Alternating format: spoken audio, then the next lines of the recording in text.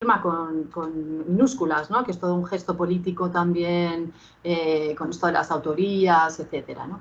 En fin, la frase aquí o la cita, que es de un libro que precisamente me compartió por correo electrónico Val Flores, que es la autora de la que ahora hablaré, que es la que ha escrito el texto que yo propuse para esta conferencia, ¿no? Para esta intervención mía hoy aquí, para dialogar con él. Ahora iré a Val Flores. Pues Val me escribió y me dijo, mira, tenemos este libro, Pedagogías Transgresoras, que en realidad es un libro que tradujeron algunas compañeras de Argentina, en el que ella también escribe, ¿no?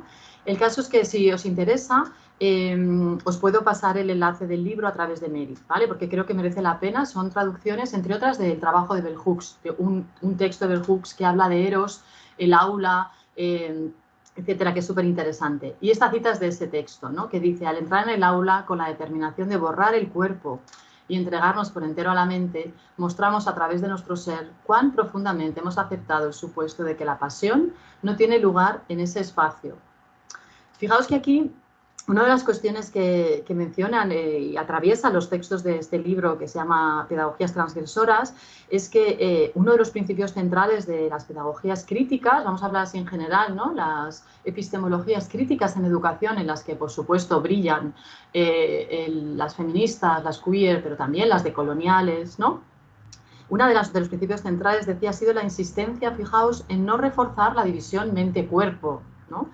Y esta es una de las cuestiones que, como muy bien señalan en este libro, hizo que los estudios que empezaron a llamarse de las mujeres y luego estudios de género, ¿no? Que este espacio, ¿no? Estos estudios fueran un espacio subversivo en la academia, o eso es lo que muchas seguimos intentando que sean, ¿no?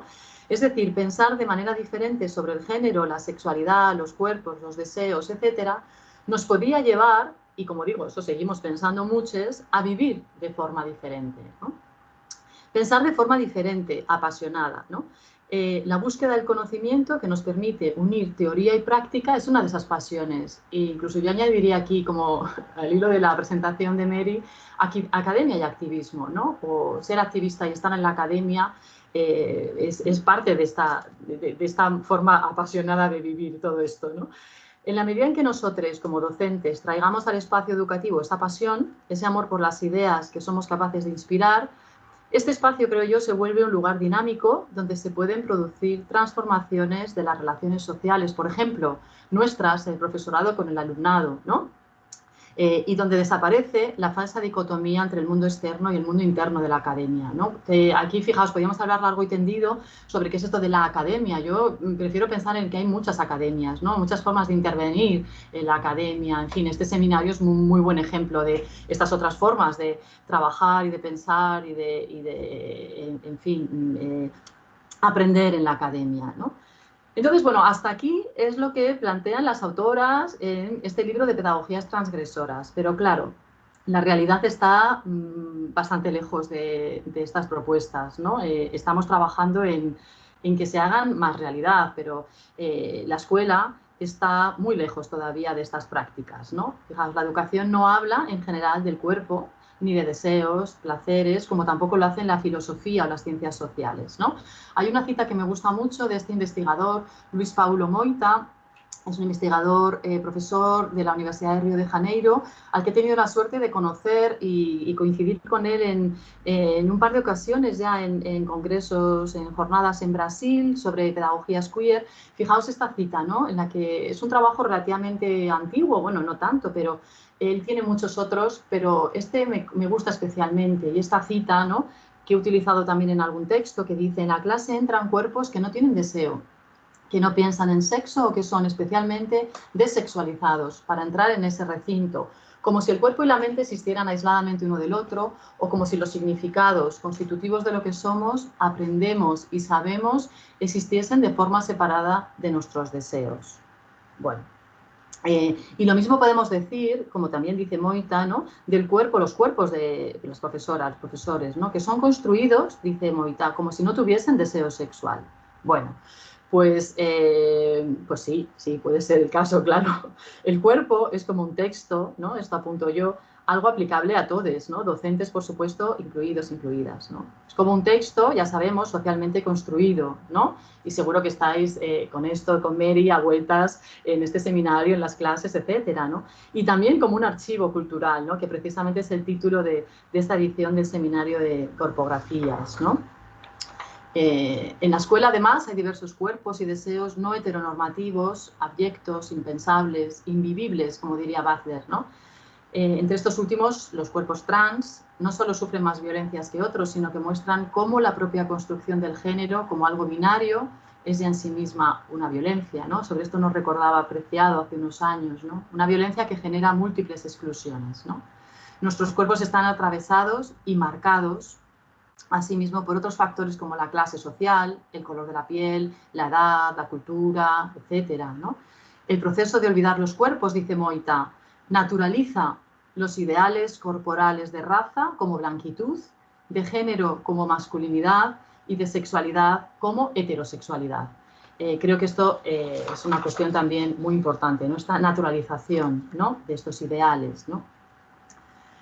Y bueno, entonces para dialogar hoy con todas estas cuestiones os proponía este texto del armario de la maestra tortillera, de Val Flores. Val es escritora, es activista, feminista y queer, bueno, también amiga. Yo tuve la suerte de conocerla en el año 2011, cuando hice una estancia de investigación en la Universidad de Buenos Aires. Y bueno, la verdad es que fue una estancia de unos meses genial en la que conocí a, bueno, unas redes maravillosas de activistas y algunas también académicas, que entre ellas Val, ¿no? Como activista, y con las que mantengo no solo los vínculos, sino mucha relación y, en fin, que ya, pues eso, somos amigas, ¿no? Val ha escrito mucho sobre esta cuestión de los cuerpos, los deseos inapropiados y los silencios en el ámbito educativo. Fijaos que el título del armario de la maestra tortillera es un insulto que ella se encontró en un papel de un alumno suyo del cole, que claro, ella recoge y por supuesto resignifica y reflexiona sobre él, ¿no? Este es un texto que escribió ya hace unos años, pero bueno, que a mí me sigue gustando mucho, y os dejo aquí bueno, con su blog, que es este de escritos heréticos, que lo tiene muy activo. Ella va subiendo todo lo que va haciendo, las charlas, las conferencias, las intervenciones, etcétera. Y en fin, elegí también este texto y a Val en concreto porque creo que hace un trabajo muy interesante, no solo en las reflexiones que tiene sobre los cuerpos, etcétera, sino un trabajo con su propio cuerpo, ¿no? Y aquí tenéis una fotografía de una acción performática que ella llamó Sexo en Público, en el que se va desnudando e interviene con su cuerpo, con los textos. Por ejemplo, este es un formulario que hay en una pared, pero luego hay frases pintadas en el suelo, ella va poniéndose encima de las frases, va borrando las frases, va pintándose el cuerpo. Bueno, podéis verlo todo en el blog, ¿no? Y de hecho hay toda una especie de pestaña que podéis ver con esta acción en concreto, ¿no? Muy interesante. Bueno, voy a ir de todas maneras citando algunas partes de este texto, que es con el que, eso, como os decía, vamos a dialogar hoy, ¿no? Este eclipsamiento del cuerpo, que como os estoy comentando, claro, no está en el ámbito educativo, igual que no está en las disciplinas, no está en muchos espacios, no quiere decir, sin embargo, que la escuela no produzca identidades corporizadas, como sabemos, ¿no? La escuela, el ámbito educativo, es una de las instancias principales de reproducción, producción y organización de las identidades sociales de forma generizada, sexualizada y racializada, ¿no? El sistema educativo reproduce la heteronormatividad, o sea, la produce y la reproduce, junto con el sexismo, el racismo, el capacitismo, etcétera, ¿no? A través de los discursos y las prácticas que fabrican sujetos e identidades, aunque también hay experiencias y prácticas, por supuesto, de agencia y resistencia de los sujetos, ¿no? Luego iré a ellas. Y aquí me quería detener en la cuestión esta de la definición de la heteronormatividad, y bueno, probablemente ya quizás lo habéis visto en algún curso, ¿no? Pero esta es la definición que aportó Barner, Michael Barner, en este libro Miedo a un planeta queer del año 93, ¿no? En el que explica que básicamente que la heteronormatividad es ese guión cultural, ¿no? Esos procesos normalizadores, como dice aquí, que mantienen la heterosexualidad como la forma elemental de asociación humana, como el modelo, ¿no? De las relaciones de los géneros, como la base, ¿no? Indivisible de toda comunidad, y como los medios de reproducción sexuales la sociedad, ¿no? Es decir, parece que es que no podemos escapar, ¿no? a este modelo, a este guión, y de hecho es que intentan que sea así, ¿no? De ahí la necesidad urgente de continuar haciendo un trabajo crítico y de seguir deconstruyendo los discursos y sus silencios desde los ciclos iniciales de la educación. Yo creo que incluso desde infantil, ¿no? Después empieza a ser tarde, ¿no? Cuando nos ponemos con estas cosas ya en la educación secundaria, es que literalmente es tarde, ¿no? La productividad de las teorizaciones queer reside, de hecho, en este doble impulso, creo yo, de producción y de construcción, ¿no? Así que los espacios educativos y el profesorado deben contar con herramientas para prevenir y evitar las desigualdades, las discriminaciones, las diferentes formas de violencias verbales existentes en el alumnado diferente, ¿no? En la construcción de las subjetividades de nuestro alumnado queer, es decir, no heteronormativo, en general, ¿no? El rechazo, los silencios, invisibilidades y las imágenes y etiquetas negativas tienen un impacto brutal, como sabemos, ¿no? Como lo tiene el miedo constante a la injuria, al insulto, del que habla el francés Didier Eribon. En los cuerpos y sujetos marcados existe, no obstante, como explica Butler, la posibilidad de resignificar la injuria, ¿no? De darle la vuelta, ¿no? Al insulto, ¿no? De empoderarnos con ese tipo de nombres, ¿no? de etiquetas que nos van poniendo injuriosas.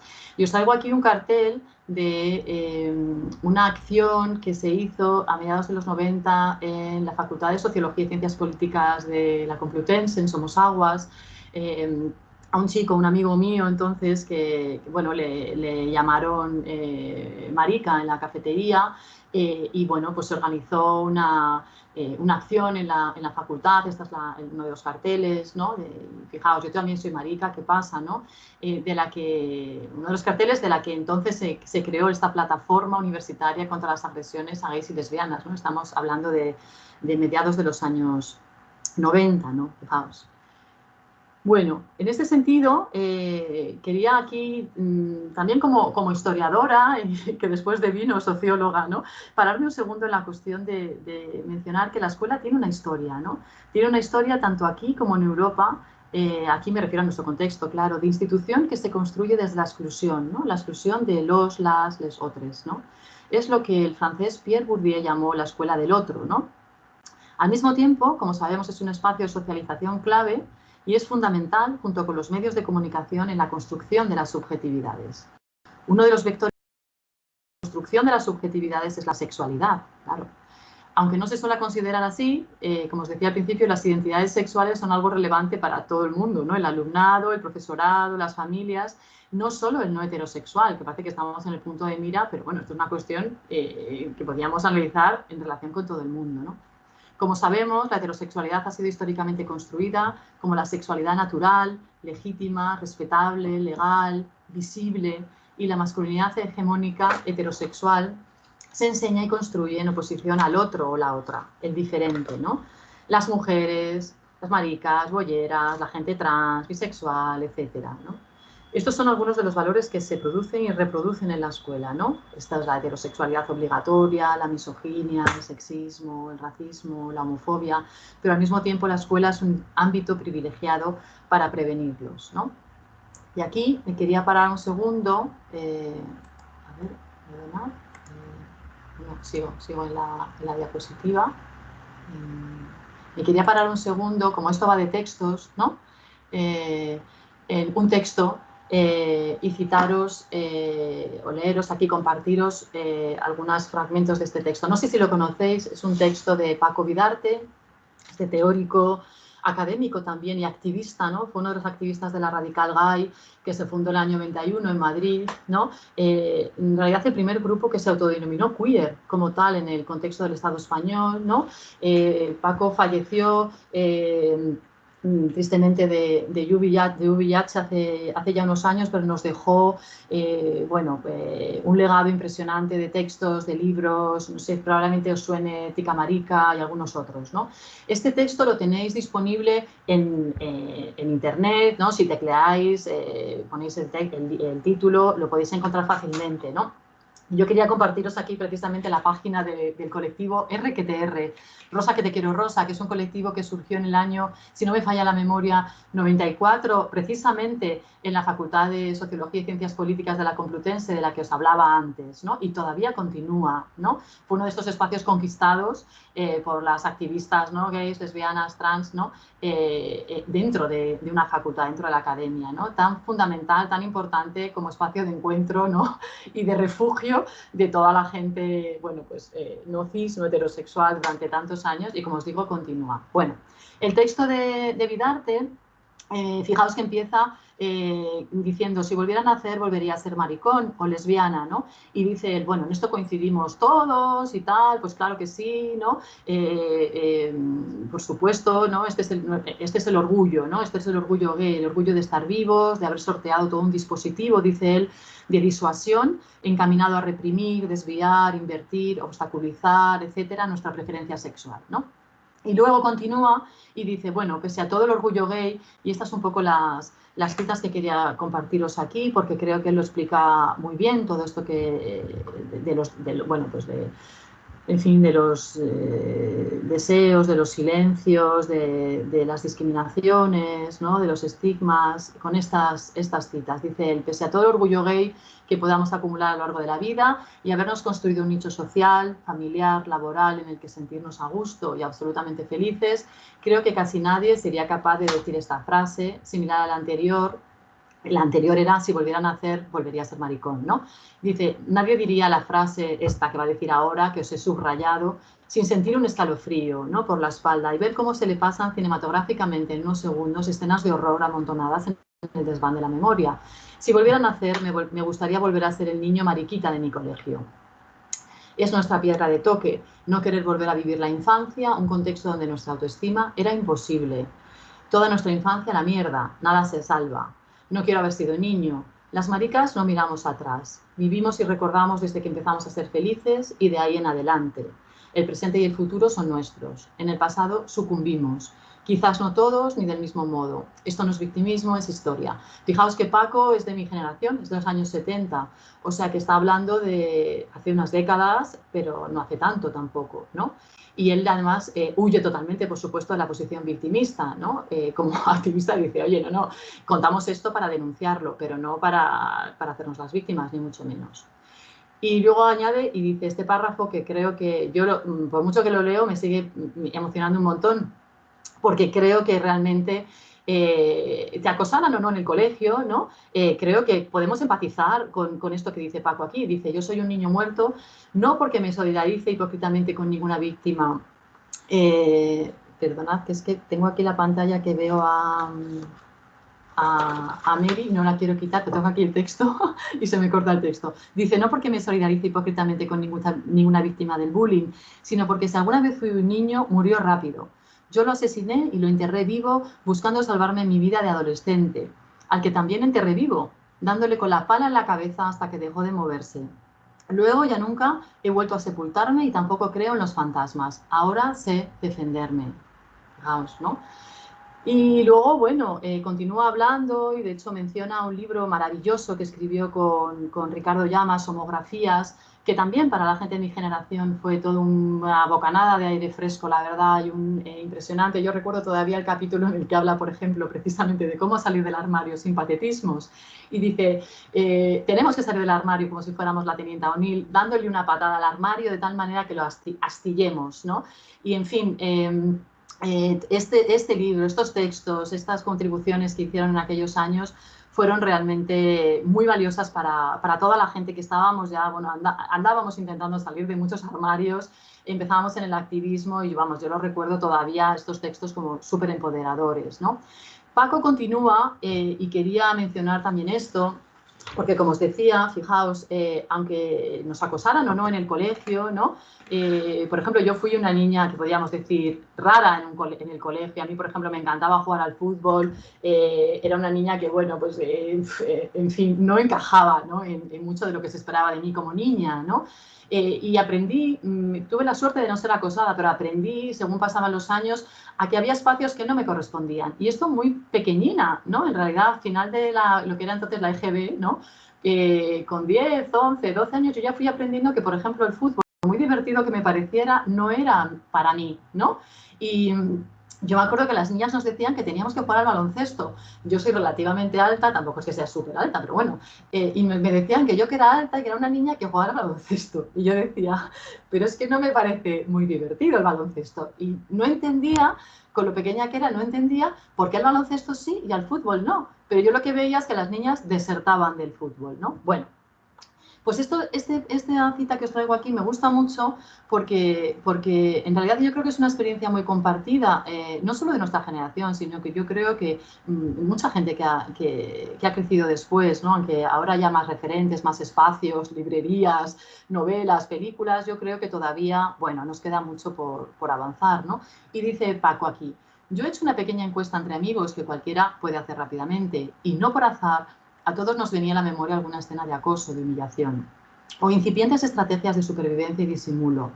Yo no tenía pluma, pero era gordito, tenía gafas, era el empollón, un niño muy raro, ¿no? Muy complicado, introvertido, no me relacionaba, vivía en mi mundo, iba a mi bola, tenía uno o dos amigos tan solo y me dejaban en paz. Y dice, no se trata de tener a todo el profesorado buscando y detectando persecutoriamente a los niños mariquitas para hipervisibilizarlos, patologizarlos, señalarlos y así poder protegerlos. Ya me veo las quejas de los padres viendo su orgullo familiar por los suelos. Mi niño ha sido objeto de acoso, pero no es mariquita. Bueno, esto también, lo del humor como estrategia también, ¿no? Desde los activismos, como estrategia queer, desde luego que Paco lo utilizaba y mucho, ¿no? Riámonos, que es un arma muy poderosa también, ¿no? Riámonos mientras denunciamos, en fin, que si hacemos esta encuesta a nuestro alrededor, ¿no? Podemos compartir mucho estas experiencias de nos robaron la adolescencia, pues yo hasta los veintitantos en realidad pues no empecé a que me gustara alguien, a tal. Por supuesto, hay experiencias muy diferentes, no todo el mundo ha tenido las mismas trayectorias, pero en fin, yo creo que sí que hay elementos compartidos, ¿no? Bueno. En educación, entonces, como estamos viendo, opera esta presunción de heterosexualidad, ¿no? Aquí Paco habla de los maricas, pero por supuesto podemos hablar de gente no heterosexual, no cis, ¿no? Y estaríamos haciendo la misma, pues sí, el mismo retrato de la situación, ¿no?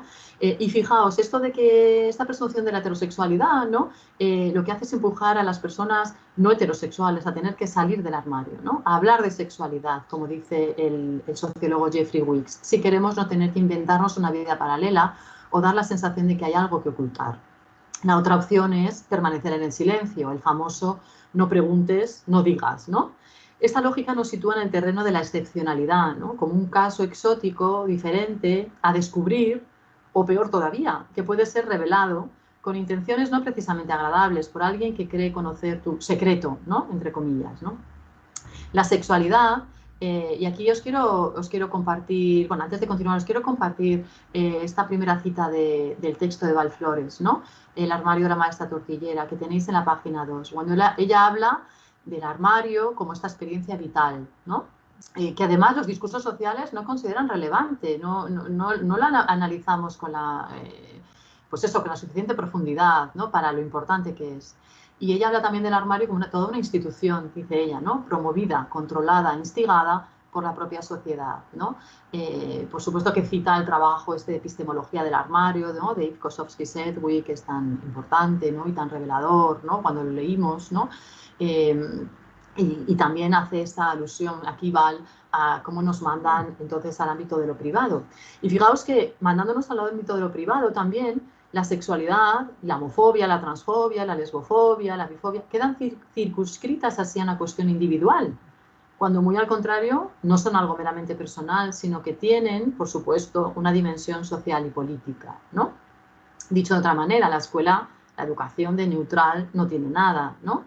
Y a vueltas con el armario, claro, el correlato es la visibilidad, ¿no? Y fijaos que hay como toda una serie de discursos sobre la visibilidad, ¿no? Sobre la necesidad de que estemos visibles, ¿no? De que salgamos ahí fuera. Yo creo que sí, que es verdad que es súper importante y que incluso a veces nos tenemos que hacer alguna autocrítica, que esto también aparece en el texto de Val, ¿no? Cuando quizás no hemos estado lo suficientemente visibles, a qué tenemos miedo, de qué nos escondemos.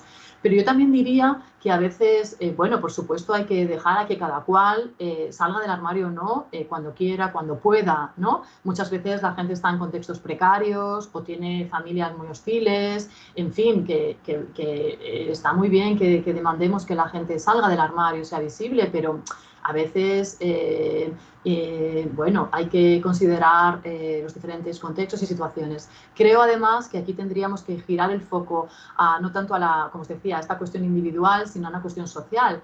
No tanto fijarnos en si la gente individualmente sale del armario o no, en un instituto, en la universidad, en un trabajo, sino girar el foco hacia la sociedad y preguntarnos qué le pasa a esta sociedad que no permite ¿no? La libertad de expresión de género, la libertad de que la gente tenga las identidades sexuales y genéricas que quiera, en fin, que podamos vivir libremente en nuestras diferentes sexualidades, identidades, expresiones, etcétera, ¿no? Quiero que ese giro, ese cambio de foco es fundamental, ¿no?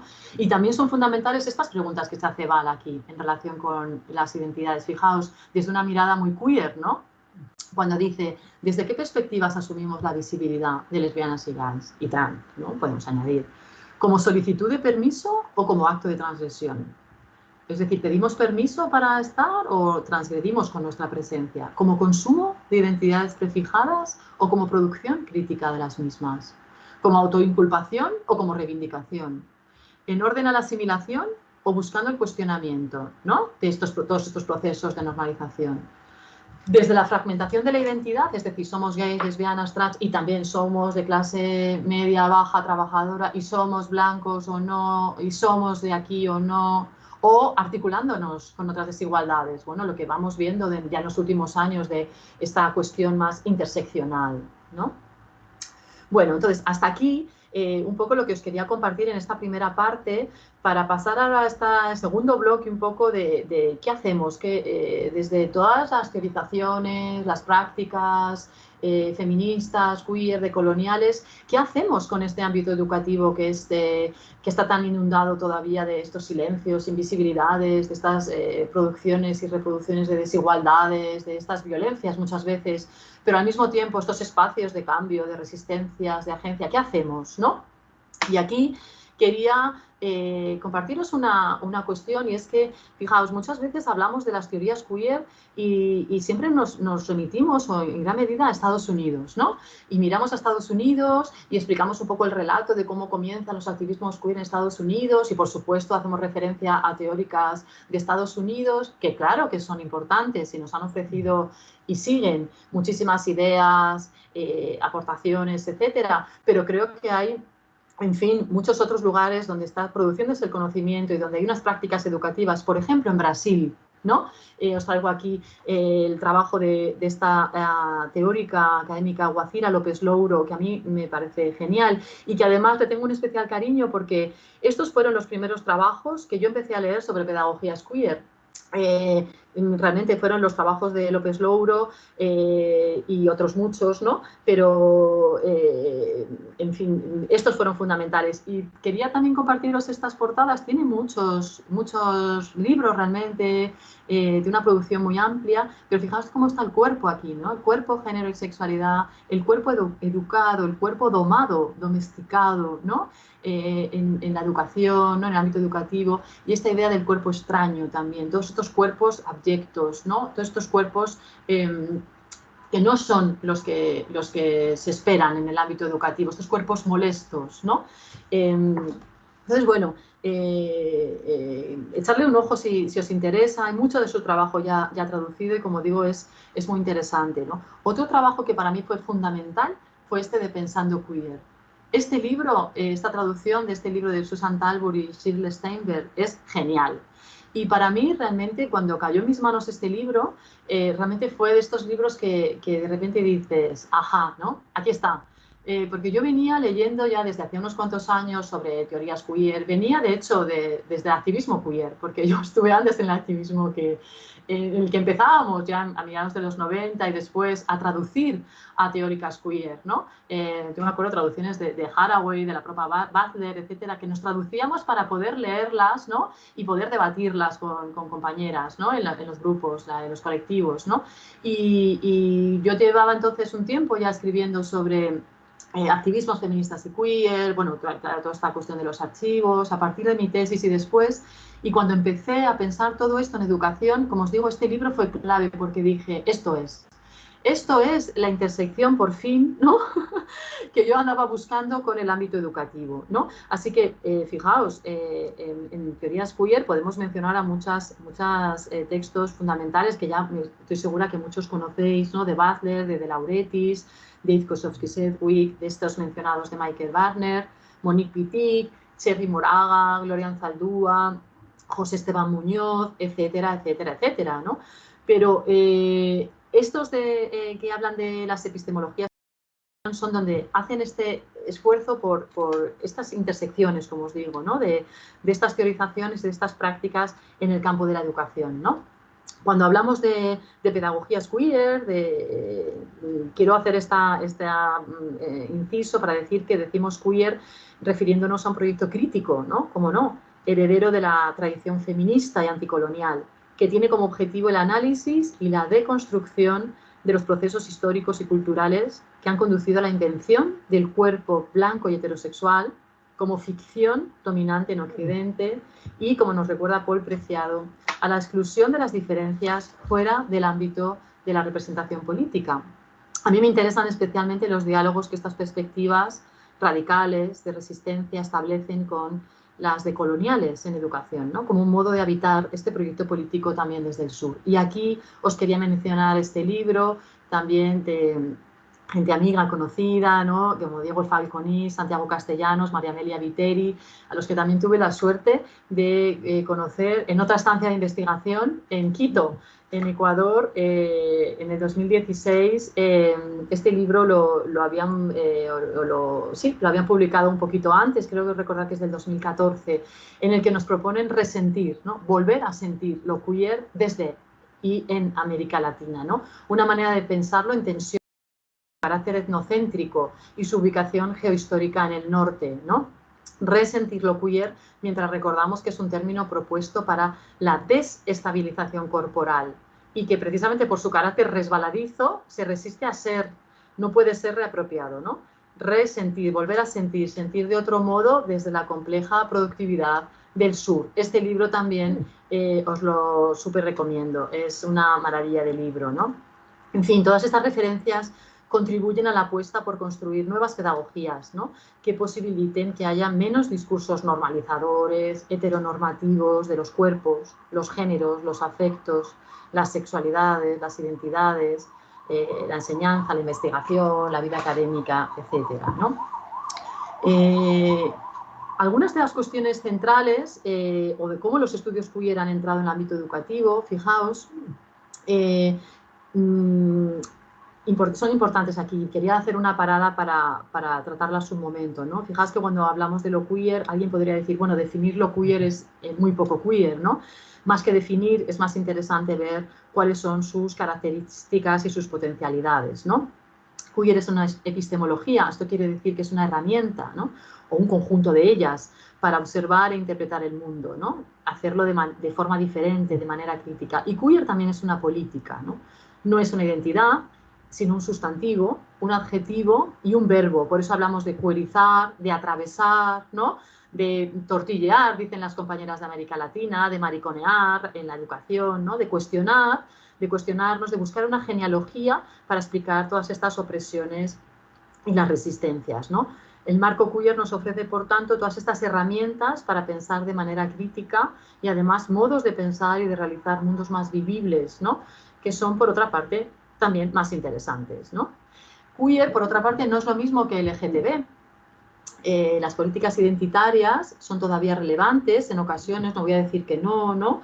Pero necesitan ser, pensadas, ¿no? Necesitan ser analizadas, ¿no? críticamente, ¿no? Por ejemplo, pues para empezar, teniendo presente que las identidades son construcciones sociales, ¿no? Históricas y no esencias. Cuando hablamos del homosexual, el gay, la lesbiana, la persona trans, ¿no? Tenemos que mantener una mirada crítica también con las lógicas subyacentes a los discursos de la diversidad, ¿no? O las diversidades, como un conjunto de identidades discretas y discernibles que pasan a ser aceptables, siempre y cuando se ajusten a ciertos modos de sujeción relacionados con construcciones sociales claves como la familia y la nación. Las políticas de la diversidad sexual, que muy a menudo contienen una visión idealizada de esta, ¿no?, se enfrentan al mismo problema que el multiculturalismo, cooptado por la idea implícita de universalidad que clausura todo lo que significa diferencia. Esta perspectiva ha asumido que las diferentes dimensiones de poder operan como una especie de set de diferencias fijas y acumulativas, ¿no? Somos varones y gays y blancos, y etcétera, etcétera, ¿no? Sin considerar los modos particulares, contradictorios y no analizados en los que estas dimensiones de poder interseccionan, ¿no? Así que tenemos que ser conscientes de los peligros de celebrar el reconocimiento sin criticar las asunciones liberales implícitas y de los límites que cercan el marco epistémico de lo que puede ser conocido, clausurando el análisis acerca de cómo los cuerpos y sus placeres pueden ser pensados, ¿no? Entonces, bueno, todos estos marcos, estas aportaciones queer, creo que nos pueden ofrecer, de hecho nos ofrecen, ¿no?, más que una manera de conceptualizar la política identitaria en las aulas, ¿no?, ofrecen mucho más, ofrecen pues, lo que hablamos de las metodologías queer, ¿no?, las prácticas queer de la enseñanza, ¿no? Las entendemos como aproximaciones, ¿no?, como teorías de la enseñanza que pueden ser llevadas a cabo por profes, estudiantes, que ocupan múltiples, cambiantes y variadas posiciones de sujeto, ¿no? Como sabemos, género, clase, sexualidad y raza intersectan en las prácticas educativas diarias. Todavía hoy hay muchos estudiantes que no encajan, ¿no?, en esa matriz blanca, heteronormativa, que sufren violencias en la escuela, como estamos viendo y recordando con Paco Vidarte, y que también se resisten, por supuesto, y resisten a ellas de múltiples maneras, ¿no? Al tiempo que desde la escuela pues todavía hay muchas dificultades para gestionar esa otredad. Aquí quería compartiros también, por seguir un poco el hilo del texto de Val, esta diapositiva que va además, como subrayo aquí, a tocar una de las cuestiones fundamentales que ponen en jaque las teorías, en plural, queer, ¿no? Que es la normalidad. Y dice Val: sigo sosteniendo que mientras no haya narrativas en primera persona de las propias educadoras lesbianas y gays, sin pretensiones de autenticidad, ¿no?, ni de verdad exclusiva, ¿no?, mientras no haya, dice ella, un discurso crítico descorporizado, no hace más que construir lo diferente como exterior y extraño, es decir, que sigue impulsando la maquinaria de la normalidad, ¿no? Mientras sigamos con este discurso, ¿no?, que deja los cuerpos fuera, seguimos construyendo lo diferente como ese otro, otra, otre, ¿no? Y no cuestionamos la idea de la normalidad, ¿no? Fijaos que os voy a hacer aquí una alusión, por ejemplo, a cuando hablamos de las familias en la escuela, ¿no? A mí me llama mucho la atención, además, fijaos, como mencionaba Mary, con esto de las maternidades también, cómo se habla de la diversidad familiar y siempre la diversidad familiar alude a esas otras diferentes familias, ¿no? Cuando la diversidad familiar, perdón, pero deberían ser todas las familias, porque todas las familias son un mundo y son diferentes. Pero cuando se hace un taller en la escuela sobre diversidad familiar, ya es como, espera, que van a hablar de familias LGTB, que van a hablar de familias homoparentales, que van a hablar, es como, ¿y por qué no hablamos de todas las familias, no? ¿Por qué ponemos el foco solo en las familias diferentes? Entonces, fijaos aquí, como yo os decía antes, con las políticas de la diversidad, la atención a la diversidad, pues cuidado, porque muchas veces problematizamos la diferencia y justo aquí estamos intentando hacer todo lo contrario, ¿no? Estamos diciendo, pero ¿qué familia es la normal? Porque hay unas normales y otras que son diversas, ¿no? ¿Y cuáles son esas normales, ¿no? ¿Qué es lo normal? Y bueno, os lo va a explicar mucho mejor que yo, os lo va a explicar Izaskun Varela con este vídeo que os quiero compartir, que a veces utilizo en clase, que es que me parece absolutamente genial. Voy a intentar compartiroslo aquí, a ver si va todo bien. ¿Veis ahora en la pantalla el vídeo? Perfecto. Pues os lo voy a compartir, en la que Izaskun nos explica qué es esto de lo normal.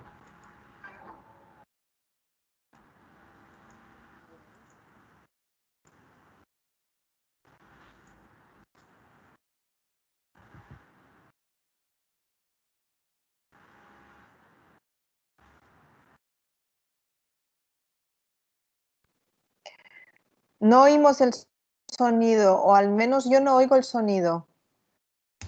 Yo tampoco. ¿No oís el sonido? No sé. ¿No se oye? No. A ver, disculpad un momento.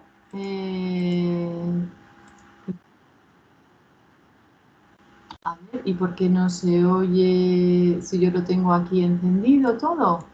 ¿Tú tenías el micro prendido? El tuyo sí, ¿verdad? Tú no has apagado tu micro, ¿verdad? Ah, vale, que igual, perdonad, que igual tengo que apagar yo mi micro, voy a echar para atrás. No ¿No? lo sé. A ver, prueba. Hay que probar. No sé si lo tienes que tener encendido o apagado. Vale, Vamos pues voy a a ver. apagarlo y os comparto el vídeo.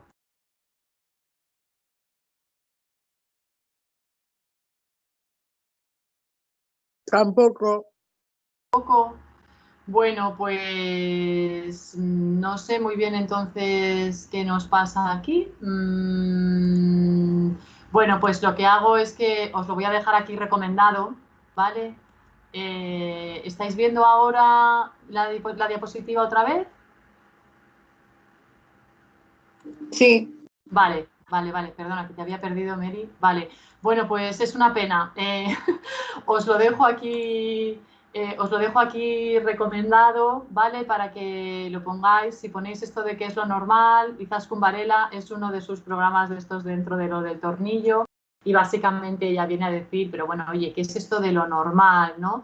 Y va haciendo un recorrido por un montón de cuestiones que vamos considerando lo normal, ¿no? En la sociedad y que, bueno, la verdad es que hay muchas con las que nos podemos, ¿no?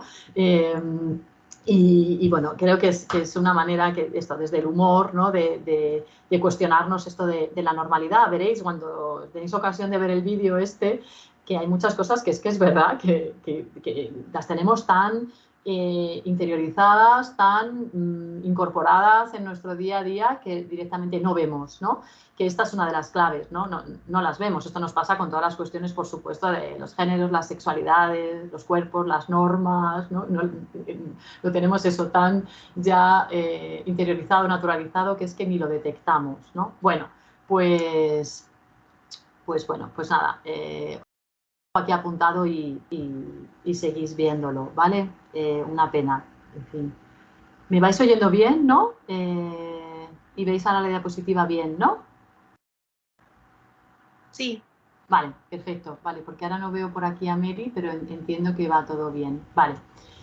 Bueno, pues continúo entonces contándoos un poquito de este bloque de las potencialidades, ¿no? Los retos de las pedagogías queer.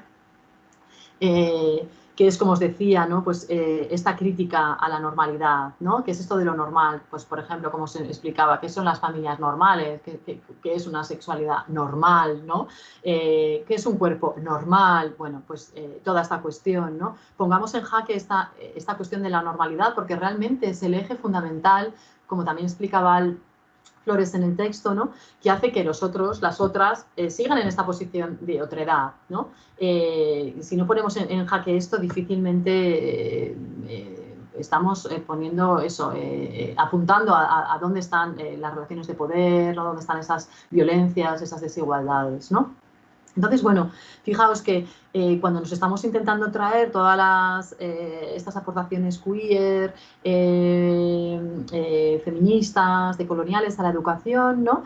Claro, aquí como muy bien se pregunta Guacira López Louro, que la tenéis aquí en esta foto, dice, pero ¿cómo pueden los saberes queer, intrínsecamente subversivos y provocadores, articularse en campos tradicionalmente normalizadores y disciplinadores como la educación? Fijaos, el ámbito educativo que está lleno de normas, reglas, ¿no? Horarios, timbres, bueno, y muchas otras cosas. A ver, no todo es, no todo es así como horripilante, ¿no? Pero el ámbito educativo es un ámbito que tiene muchos de estos elementos, ¿no? Como dice ella, normalizadores, disciplinadores, ¿no?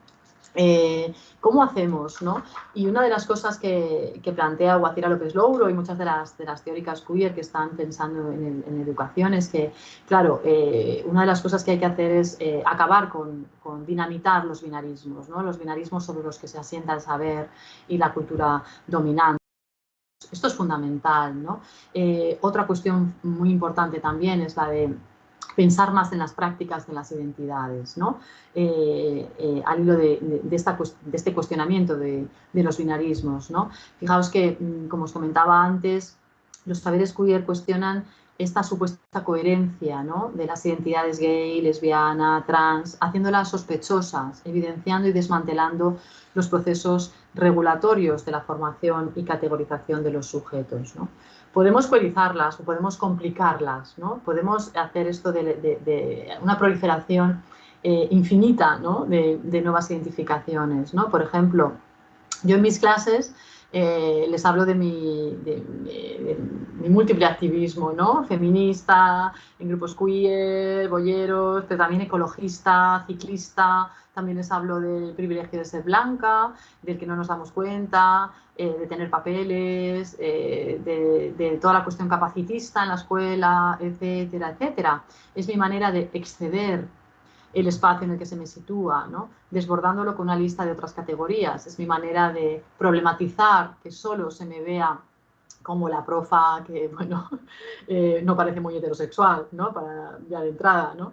Más que analizar y representar a sujetos que están ahí fuera, out and proud, ¿no?, ahí fuera y súper orgullosos y tal, que sería un poco la perspectiva más de la política identitaria, una pedagogía queer persigue, sin desmerecer, cuidado, a la política identitaria, que creo que sigue siendo muy valiosa en educación, en muchas cosas. Otra cosa es que tengamos que seguir problematizándola, ¿no? Pero sin desmerecerla, pues hace esto, como os decía, de promover esta proliferación infinita de nuevas identificaciones. No solo somos una identidad, ni mucho menos, ¿no? Somos muchas cosas, ¿no? O como apunta Coppelson, que es una teórica muy interesante, dice hacer visible algo que todavía no hemos visto, ¿no? Bueno, queer hay que entenderlo como un adjetivo y como movimiento, acción, como un verbo, ¿no? Queerizar, la escuela, la clase, el conocimiento, las metodologías, ¿no? Queer debería ir, y de hecho va, de la incorporación de los contenidos queer en los currícula, ¿no? Fijaos que no nos vale solo con incluir en las clases de literatura venga, vamos a hablar un día de García Lorca o vamos a hacer una jornada sobre personas homosexuales en la literatura. No nos vale con eso, ¿no? Lo que necesitamos es atravesar los currículos, necesitamos problematizarlos, ¿no? Necesitamos que no seamos simplemente un añadido, ¿no? Que no seamos simplemente, bueno, mira, la literatura tiene toda esta historia y bueno, ay, que se nos habían olvidado estos sujetos, vamos a incluirlos así de manera especial, ¿no? No, necesitamos realmente eso, pensarlo en clave transversal, ¿no? Y también necesitamos pensar en estrategias de enseñanza que hagan todos estos contenidos pues accesibles, ¿no? Y, ¿por qué no?, más interesantes, ¿no?, más apasionados, por volver al comienzo de esta conferencia, ¿no? Y fijaos, aquí muchas veces nos encontramos en nuestra propia práctica cotidiana con ¿cómo hacemos para llevar todo esto al aula? Yo muchas veces que hablo de epistemologías queer en educación, la gente me pregunta esto, ¿no? Todo esto está muy bien, pero ¿cómo hacemos, no? ¿Cómo hacemos?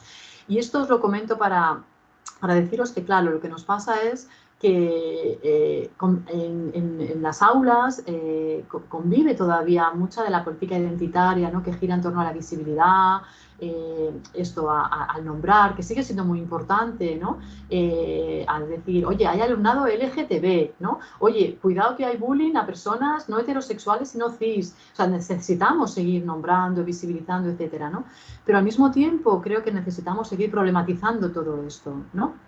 Quería compartiros una cosa sobre la que luego yo reflexioné en un texto que os dejo apuntado al final por si os interesara leerlo, en una práctica que hago a veces en mis clases de Sociología de la Educación con un vídeo que se llama El vestido nuevo, que es un vídeo sobre un niño que va un día al colegio, a su cole de primaria, con un vestido de su hermana, ¿no?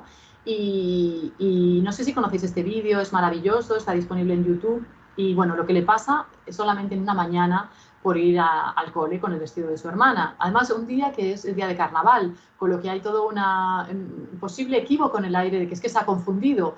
Había que disfrazarse, pero era por la tarde, no por la mañana. y el niño no se ha confundido, pero no os hago más spoiler, ¿vale? Para que lo veáis. En fin, este vídeo a mí siempre me supone una oportunidad educativa para explicar un montón de cosas, pero me acuerdo que la primera vez que preparaba esta práctica con este vídeo, me llamó mucho la atención los comentarios que había en la página de YouTube del vídeo, que decían, ¡ay, jo, qué bien tratado está aquí la homosexualidad en la escuela! O, ¡ay, claro, es que este niño es trans! O, ¡ay, es que le gusta vestirse! Claro, sí, entonces todo giraba en torno a la cosa de que le gustaba vestirse casi en plan travesti, ¿no? Como su hermana, o que era trans. Y yo decía, pero si solo es un niño que va con un vestido a la escuela. Entonces, quiero deciros con esto que esta me parece una práctica queer, de problematizar una mirada en la que ya estamos proyectando que ese niño es gay, es trans, es travesti. Sí, a lo mejor no sabemos. Solo sabemos que es un niño que va con un vestido. ¿Por qué necesitamos ponerle unas etiquetas ya para entender o para colocarlo ahí y desde ahí analizarlo, problematizarlo, etcétera? ¿Por qué no pensamos más allá y decimos cuál es el problema de la escuela? ¿Cuál es el problema de la maestra, de la familia, de la dirección de la escuela, que no saben literalmente qué hacer con este niño durante esa mañana, ¿no? Entonces, este es un ejercicio de este cambio de mirada, ¿no? Como os digo aquí, ¿no? De este niño, pues bueno, en este momento es diferente porque va con su vestido de su hermana, pero ¿por qué problematizamos esa diferencia? ¿Y por qué ya rápidamente la metemos en una caja con una etiqueta, ¿no? Por cierto, que aquí también quería hacer un inciso con la cuestión de la diferencia, que es fundamental en todas estas teorizaciones, ¿no? Y es que el problema no es la diferencia, el problema es la jerarquía, ¿no? Como muy bien nos recuerda Silvia Federici aquí, ¿no? Es esa jerarquía en la que las diferencias al final son una fuente de discriminación, de devaluación y de subordinación. La diferencia no es un problema en sí, la diferencia podríamos casi hasta idealmente pensar que es una fuente de enriquecimiento, claro que sí, es que lo es, ¿no? Bueno, y sobre esto sabemos que teóricas feministas han escrito, ¿no?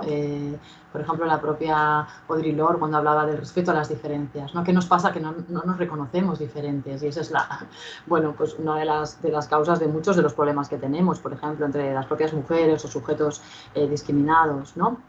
Que no reconocemos nuestras propias diferencias entre nosotras mismas, ¿no? Y a partir de ahí, eso como una cosa potencialmente interesante y no al revés, ¿no? Bueno, pues esta es otra cuestión importante, ¿no?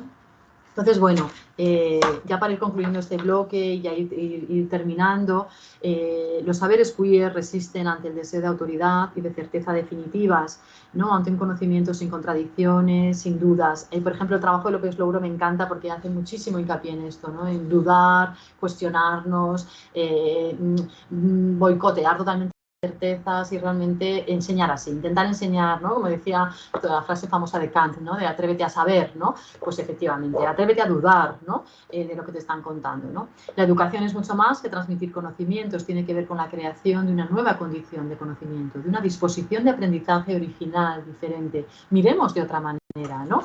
Como os decía con este vídeo, ¿por qué no pensamos de otra manera en este niño y vemos qué nos propone, qué nos sugiere este vídeo, ¿no?